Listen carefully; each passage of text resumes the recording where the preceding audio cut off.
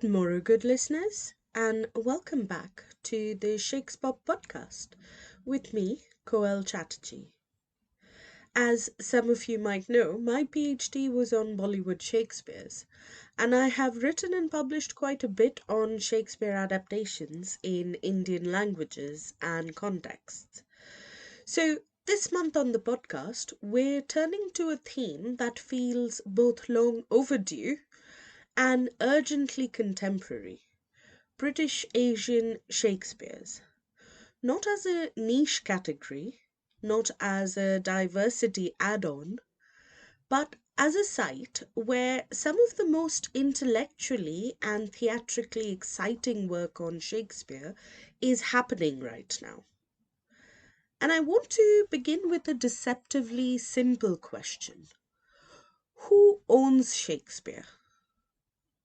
Not who studies him, not who performs him, but who owns him?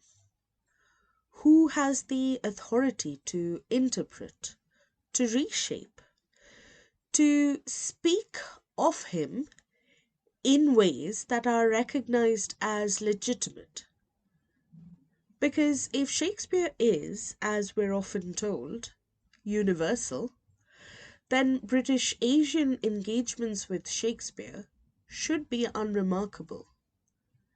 And yet, they are persistently framed as adaptations, reinterpretations, or cultural translations, as though they sit slightly outside an imagined center. Today's episode is about that tension, about inheritance and authority, about performance and embodiment, and about what happens when Shakespeare is not simply adapted into British Asian contexts, but actively reclaimed within them.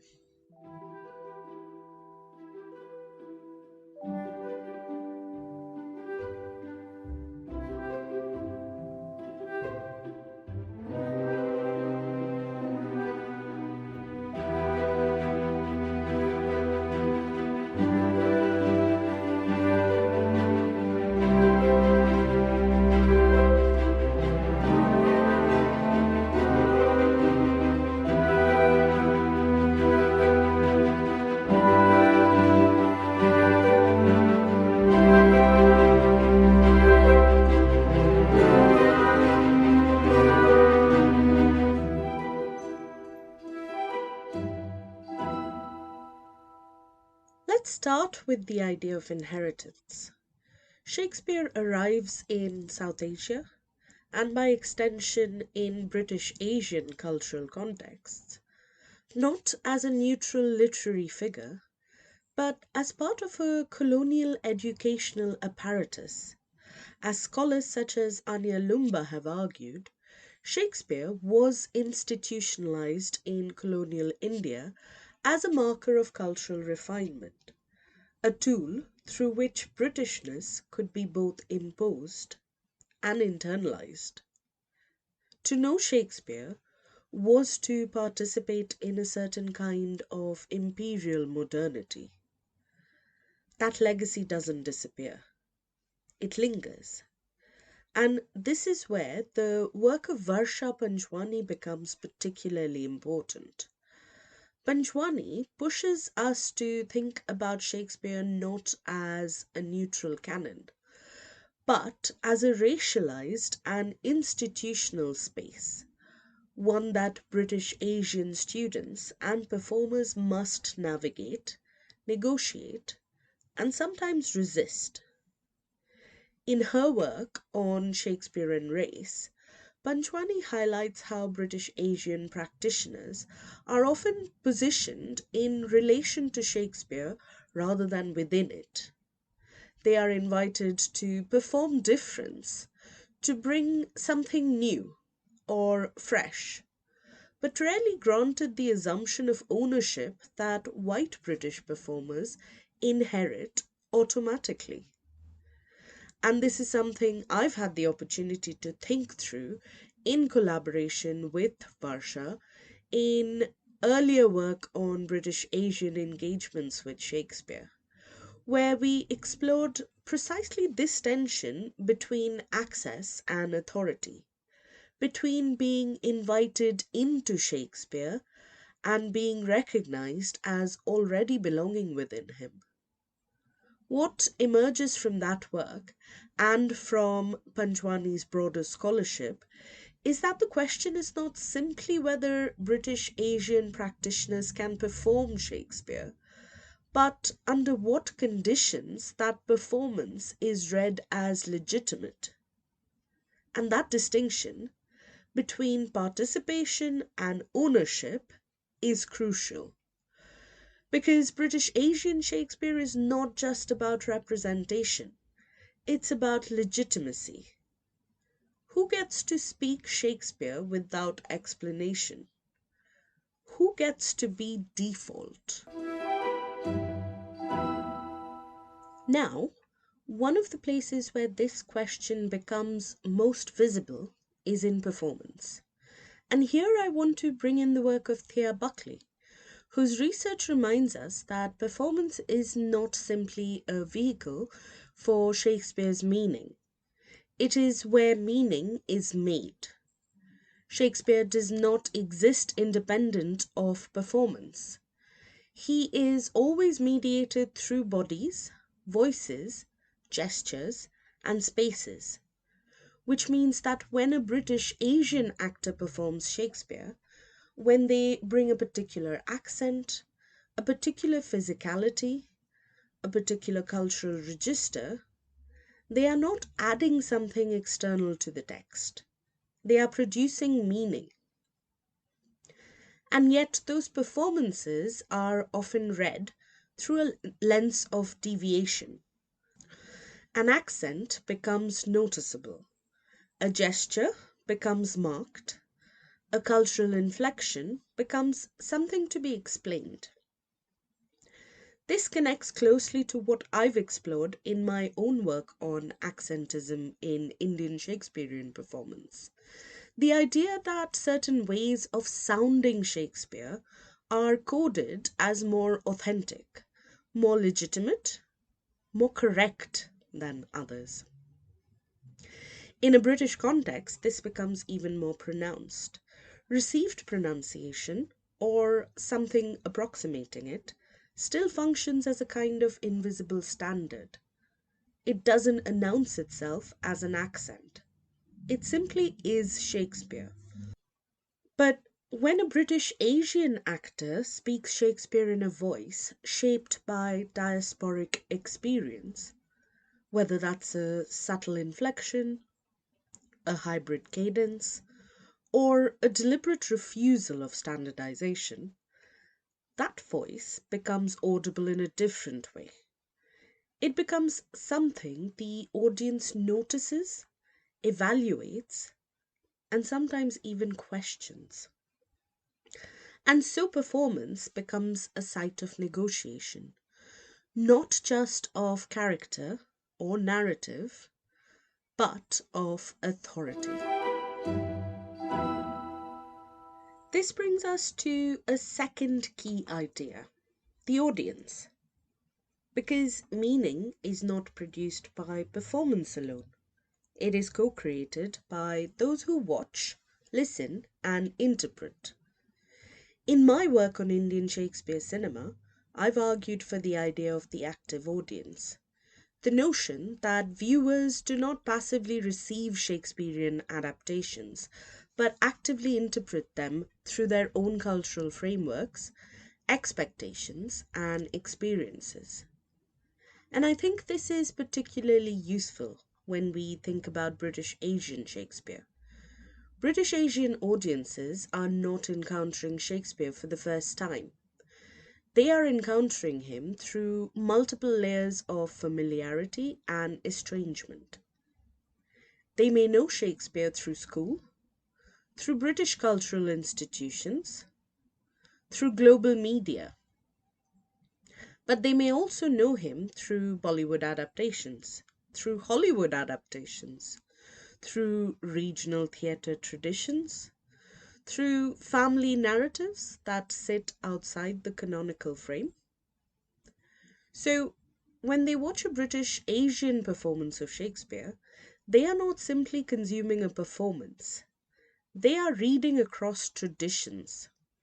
They are recognizing echoes, noticing divergences, interpreting cultural signals that might be invisible to other audiences. And this creates a different kind of theatrical experience. One that is not about accessibility, making Shakespeare easier to understand, but about multiplicity, about holding multiple Shakespeares in tension at once. And I want to pause here briefly to situate this in a longer timeline, because this year marks almost exactly a decade since a moment that feels, in retrospect, quietly foundational. At the time, it felt like a beginning. Now it feels like a turning point.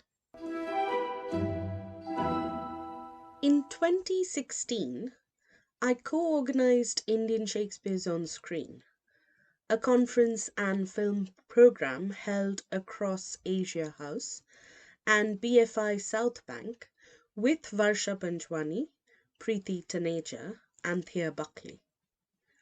And perhaps it's no coincidence that this work began collaboratively, because Shakespeare himself was never written alone. He belongs to a world of shared voices, shared stages, shared making. And in that sense, collaboration isn't just how this field developed, it's how it thinks. The event brought together academics, filmmakers, and audiences to think seriously about Shakespeare's presence in Indian cinema, a field which, at the time, was still described as vibrant but critically under examined. Across those few days, we screened films, hosted conversations with directors and scriptwriters like Vishal Bhardwaj, Abbas Tarwala, and Robin Bhatt, as well as practitioners like Sameer Bhamra, Ian McKellen, and Felicity Kendall, and perhaps most importantly, began to articulate Indian Shakespeare cinema as a field worthy of sustained scholarly attention. And what strikes me now, 10 years on, is how that work was framed. At the time, there was still a sense that we were introducing something, making a case for why Indian Shakespeare on screen mattered, why it should be taken seriously within Shakespeare studies, within film studies, within global adaptation discourse. It felt in many ways like an act of translation, of bringing something into view. But looking back now, what feels significant is not just the event itself, but what followed. Because that conversation didn't end there. It developed, expanded, and eventually took more permanent form in the volume Indian Shakespeare Cinema in the West, which I co-edited with Varsha Panjwani. That book, in many ways, is part of the intellectual afterlife of that 2016 moment, a way of consolidating, extending, and critically reframing the questions we were beginning to ask at that time. And what that trajectory reveals is a broader shift. We have moved from needing to justify Indian, and by extension British Asian, engagements with Shakespeare, to recognizing them as central to how Shakespeare circulates globally. From introduction to intervention, from visibility to authority. Let's turn now to a contemporary example that brings many of these threads together. We That Are Young by Preti Taneja. This is a reimagining of King Lear set within a powerful Indian business dynasty. On one level, it is recognizably an adaptation. The structure is there, the characters are there. The arc of Lear's descent is unmistakable. But what Taneja does is far more complex than simple transposition. She situates Lear within a landscape shaped by global capitalism, post-colonial power structures, and deeply gendered forms of violence. The family becomes not just a domestic unit, but a corporate empire. Authority is not just paternal, but economic. And perhaps most strikingly, the novel refuses to romanticize its Shakespearean inheritance. It leans into discomfort, into brutality, into the ways in which power operates across both public and private spheres. What we see here is not Shakespeare being updated for a new audience. We see Shakespeare being refracted through a different historical and cultural lens. And this matters for our broader question of ownership, because Taneja is not asking permission to adapt King Lear. She is asserting a right to inhabit it, to reshape it in ways that speak to contemporary realities that Shakespeare's original text only partially anticipates. This month's Shakesfic podcast will go into depth on We That Are Young, so do check that out next week if you'd like to know more. Now, if we bring these strands together, institutional inheritance, performance, audience, and adaptation, we begin to see a pattern. British Asian Shakespeare is not peripheral to the canon. It is exposing the limits of the canon itself. It reveals that what we often treat as universal is in fact historically and culturally specific. It shows us that Shakespeare's meaning is not fixed, but contingent, produced through ongoing acts of interpretation. And it forces us to confront a slightly uncomfortable truth that the idea of Shakespeare as universally accessible has often depended on the invisibility of certain norms, of whiteness, of class, of accent, of cultural authority. When those norms are disrupted, Shakespeare doesn't disappear, but he becomes visible in a different way. So, where does that leave us? I want to return to the question we started with. Who owns Shakespeare? Perhaps the answer is no one and everyone. But that's too easy. A more honest answer might be this: Shakespeare is not owned, he is contested. And British Asian engagements with Shakespeare are part of that contestation. They are not about inclusion within an existing framework, but about reshaping the framework itself.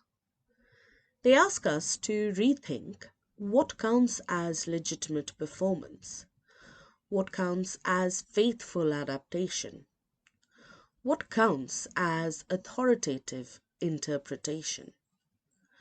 And in doing so, they don't just expand Shakespeare, they change how we understand him. In the episodes that follow this month, we'll explore these ideas further. In my conversation with Sameer Bhamra, We look at what this negotiation looks like in practice, on stage, in rehearsal rooms, in the lived realities of making theatre. And in our Shakesfic episode, we'll dive deeper into We That Are Young, exploring how Taneja's novel reimagines King Lear in ways that are as unsettling as they are illuminating. And I want to leave you with this. Maybe the most interesting question isn't whether Shakespeare belongs to British Asian culture. Maybe it's this: what does Shakespeare become when British Asian culture claim him anyway? That's it for this episode. I've been your host, Koel Chatterjee. If you've enjoyed this, do share your thoughts with me on social media, subscribe on Spotify, YouTube, or Substack, and leave a review. It really does make a difference. And if you're listening this month, stay with me, because this is a conversation that is far from over. I hope you've enjoyed listening to me as much as I've enjoyed speaking with you.